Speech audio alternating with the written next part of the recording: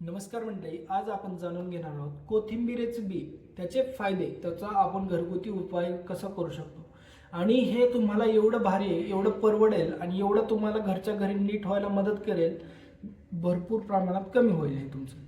तर कसं करायचं, काय करायचं, कोणतं आयुर्वेदामध्ये कुठं मेन्शन केलेलं आहे, काय आहे, कधी घेतलं पाहिजे, किती प्रमाणात घेतलं पाहिजे, योग्य वेळ काय आहे आणि ह्याचे उपयोग काय ते आपण सविस्तर या व्हिडिओमध्ये जाणून घेणार आहोत। तत्पूर्वी जर तुम्ही चॅनलवरती पहिल्यांदा आला असाल तर कृपया चॅनलला सबस्क्राईब करा। आपण ह्या चॅनलवरती अशीच नवनवीन माहिती जाणून घेत असतो। वेगवेगळ्या आजारांबद्दल, वेगवेगळ्या कोणत्या औषधांबद्दल काय केलं पाहिजे हे सगळी माहिती या व्हिडिओमध्ये आपण सविस्तर सांगत असतो। म्हणून तुम्ही ह्या चॅनलवरती पहिल्यांदा आला असाल तर कृपया सबस्क्राईब करा। हे अगदी मोफत आहे। याच्यामुळे सबस्क्राईब केल्यानंतर तुम्हाला आपल्या नवीन व्हिडिओची माहिती लवकरात लवकर भेटते। तर आणि ह्या चॅनलवरती जीही माहिती दिलेली आहे ते एकदम 100% बरोबर आहे। कारण मी देखील डॉक्टर आहे, वैद्य ऋषिकेश फडतरे। याच्यामध्ये सांगितलेली प्रत्येक माहिती 100% बरोबरच आहे। याच्यावर कोणतीही डाऊट घेण्याची गरज नाही आहे मंडळी। त्यामुळे याच्यावर कोणताही डाऊट घ्यायची गरज नाही। 100% ही जी माहिती सांगितली आहे ती अगदी बरोबर आहे। आता जर तुम्ही पहिल्यांदा आला असाल तर कृपया तुम्ही सबस्क्राईब करा मंडळी।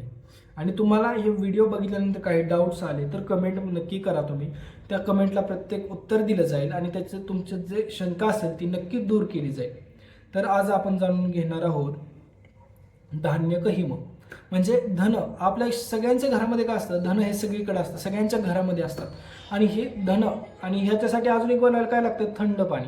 हे तर सगळीकडे असतं। थंड म्हणजे फ्रीजमधलं पाहिजे का, नाही, थंड पाणी नॉर्मल आपण जे पितो ते थंड पाणी चालते। आणि ह्याच्यामुळे एवढा उपयोग होईल तुम्हाला मंडळी, घरच्या घरी निम्मे पित्ताचे त्रास कमी होतील। तर कसं करायचं, काय करायचं आपण जाणून घेणार आहोत। तत्पूर्वी ते जाणून घ्यायच्या अगोदर याचे फायदे काय आहेत ते जाणून घेऊ। ह्याच्यामुळे तुमचं पचन सुधारतंय, परत बर्निंग सेन्सेशन म्हणजे आतमध्ये जळ करत असेल तर ते सुधारते, पोट साफ व्हायला मदत होते, पित्ताचा त्रास होत असेल तर पित्ताचा त्रास भरपूर कमी होतोय। नंतर हे शरीरासाठी खूप चांगलं आहे, कारण सगळं पोट जर नीट साफ झालं तर तुमच्या चेहऱ्यावरती ऑटोमॅटिक ग्लो येणार आहे, तुमचं शरीर सुधारणार आहे, पचनशक्ती सुधारणार आहे। तर आता मी काय सांगणार आहे ती माहिती कसं बनवायचं ते पहिलं आपण घेऊया। तर आपल्या ह्या माहितीनुसार मी कुठून माहिती सांगतो तर आयुर्वेदामध्ये पुस्तक आहे अष्टांग हृदय, त्याच्यामध्ये सांगितलेलं आहे धान्यक हिम। धान्यक म्हणजे धन आणि हिम म्हणजे थंड असते। आता हे कसं बनवायचं, आपल्याकडे दोनच पाहिजे, धन पाहिजेत आपल्याकडे एक, आणि एक थंड पाणी पाहिजे। आता धन घ्यायचं, धन किती घ्यायचं, समजा तुम्ही 10 ग्रॅम घेतलं, 10 ग्रॅम घ्या धन, त्याला पाऊंड करा म्हणजे बारीक करा खलबत्त्यामध्ये, बारीक केलं। आता 10 ग्रॅम धन घेतलं तर 60 ग्रॅम पाणी घ्या। आता त्याचं म्हणजे जेवढं धन घेईल त्याच्या 6 पट घ्यायचं। 10 ग्रॅम घेतलं तर 60 ग्रॅम, 20 ग्रॅम घेतलं तर 120 ग्रॅम पाणी घ्यायचं। धन 20 ग्रॅम, 120 ग्रॅम पाणी ग्रॅममध्येच घ्यायचं। जर एम एलमध्ये हे घेतलं तर धन पण एम एलमध्येच घ्या, म्हणजे जास्त बरोबर येते। आता हे काय करायचं, धन घेतलं त्याला खलबत्त्यामध्ये बारीक करायचं, पाणी घेतलं 6 पट, ते आता मिक्स करायचं दोन्ही एका भांड्यामध्ये मिक्स करून ते रात्रभर तसंच ठेवायचं। म्हणजे ही प्रोसिजर तुम्हाला कधी करायची, अगोदरच्या दिवशी रात्री करायची। नंतर हे काय करायचं, रात्रभर तसंच ठेवायचं। नंतर दुसऱ्या दिवशी अजून त्याला मॅसिरेट करायचं, म्हणजे पाण्यात असं हाताने हे करायचं धनाला। असं केल्यानंतर थोड्या वेळ थांबायचं ते। नंतर काय करायचं, त्याला फिल्टर करायचं, म्हणजे शोधून घ्यायचं, त्याला फिल्टर करा, कारण धन त्यात पाण्यात असतं। ते फिल्टर केलं ते तुम्ही एका दुसऱ्या भांड्यामध्ये घ्या आणि ते तुम्ही पिऊ शकता। जर तसं पिऊ वाटत नसेल तर तुम्ही त्यामध्ये साखर टाकू शकता, साखरेचं पावडर कमी प्रमाणात टाका, तुम्हाला पिऊ वाटलं पाहिजे असं, कारण ते जरा कडवट लागणार म्हणून पिऊ नाही वाटत म्हणून साखर टाकू शकता। हे आयुर्वेदामध्ये सांगितलेलं आहे, साखर टाकायचं देखील मी वरून सांगत नाही माझे। मग साखर टाका आणि ते पिया। कधी प्यायचं, किती प्यायचं हे सांगतो। पहिल्यांदा आयुर्वेदामध्ये कुठे ह्याला मेन्शन केले, ह्याचा काय श्लोक आहे ते सांगतो। आयुर्वेदामध्ये म्हणले, प्रातः स शर्करा पेयो प्रायो हिमो धान्यक संभव अंतर्दाह तथा तृष्णा जयत श्रोतो विशोधन। म्हणजे काय सांगितले, प्रातः स शर्करा पेयो, प्रातः म्हणजे सकाळ सकाळी, स शर्करा म्हणजे साखरेसोबत, पेयो म्हणजे प्यायचं, हिमोधान्यक संभव, हिमोधान्यक म्हणजे काय, आपण जर धान्यक बनवले, हिम बनवले, धान्यकचं हिम बनवलंय, हिमधान्यक संभव हे प्यायचं। ह्याच्यामुळे काय होतं, अंतर्दाह म्हणजे आतल्या आत जे जळण होते, जळजळ होते, म्हणजे इंटरनल बर्निंग सेन्सेशन आपण इंग्लिशमध्ये म्हणतो. आणि ह्या बऱ्याच लोकांना प्रॉब्लेम आहे. काय तिखट खाल्लं लगेच इंटरनल बर्निंग सेन्सेशन होते, किंवा काय नाही खाल्लं तरी सुद्धा बर्निंग सेन्सेशन होते. त्याच्यामध्ये हे करू शकता.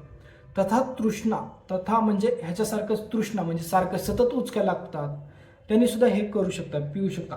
जे स्रोतविशोधन, अजून म्हणजे काय, ज्यांचं स्रोतविशोधन झालं. पहिल्यांदा आता स्रोतस म्हणजे काय जाणून घ्या.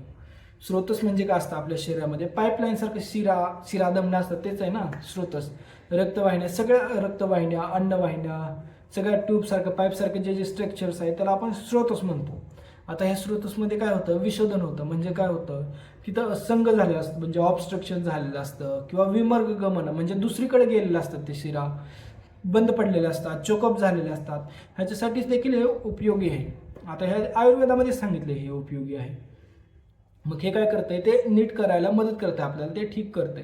नंतर अजून हे झालं ह्याचा फायदा. नंतर पचनशक्ती वाढवतं. आता कसं स्रोतविशोधनमध्ये हे कसं फरक पडतंय, जर समजा तुमचा स्रोतच कुठला हे इफेक्ट झाला असेल, समजा मूत्रवाह स्रोतस म्हणजे मूत्र वाहन करते, मूत्र वाहणारा स्रोतस. आता मूत्र नीट झाला, मूत्रकुच्छ, आता त्याला जर एखाद्याला मूत्रकुच्छ म्हणजे जर लघवी करताना ऑब्स्ट्रक्शन असेल, लघवी नीट होत नसेल, तर आता काय होणार, त्याला मग लघवी नीट होत नाही म्हणल्यावर लघवी करताना त्रास होणार, दुखणार तिथं. मग ते जर ह्याने स्रोतस नीट केलं, धान्य घे म्हणं, तर त्यांच्या लघवीला फायदा पडणार, लघवी नीट होणार. अजून धान्य घे म्हणजे सगळे जवळजवळ कसे पित्ताचे आजार आहेत त्याच्यामध्ये उपयोगी आहे.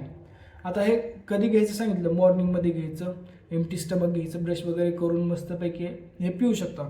नंतर अर्धा पाऊण तास काही खाऊ नका, पिऊ नका. नंतर तसंच थांबा, पित्ताचा त्रास असेल तर. नंतर आता हे डोस सांगितलं मी तुम्हाला, किती घ्यायचा नाही सांगितलं बहुतेक, डोस सांगायचा. डोस 48 ml घेऊ शकता तुम्ही, मॅक्झिमम 48 ml. जर तुम्हाला नको वाटत असेल तर पहिल्यांदा कमीपासून चालू करा, 24 ml पासून चालू करा, नंतर वाढवत जावा. 48 ml वर घेऊ नका. हे घेऊ शकता तुम्ही. आणि अनुपान म्हणजे काय, हे पिल्यानंतर काय पिऊ शकता, जर तुमचं तोंड लयच कडवट झालं तर तुम्ही साखर खाऊ शकता, किंवा थोडीफारशी मदत होईल साखर खाल्ल्यामुळे, तुम्हाला चांगलं वाटेल. कसं बनवायचं सांगितलं, कधी बनवायचं, कोणी प्यायचं सांगितलं, किती प्यायचं सांगितलं. आता कोणी पिऊ नये, जर समजा तुम्हाला खूप जास्त शुगर असेल तर साखर टाकताना काळजीपूर्वक टाका. त्याच्यामुळे तुम्हाला हे होऊ शकतं. तुम्हाला जर साखर असेल तर तुम्ही काळजीपूर्वक टाका. आणि सलग जास्त दिवस करू नका, कंटिन्यू आठवडाभर करा. जर फरक जाणवला तर नंतर कमेंट करा मला, मी नंतर पुढची माहिती तुम्हाला नक्की देईन.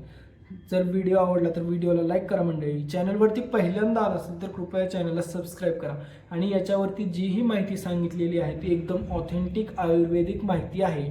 ही असं उठलं की सुटलं कोणी पण माहिती सांगत नाही, त्याच्यामुळे तुम्ही या माहितीवर 100% विश्वास ठेवू शकता.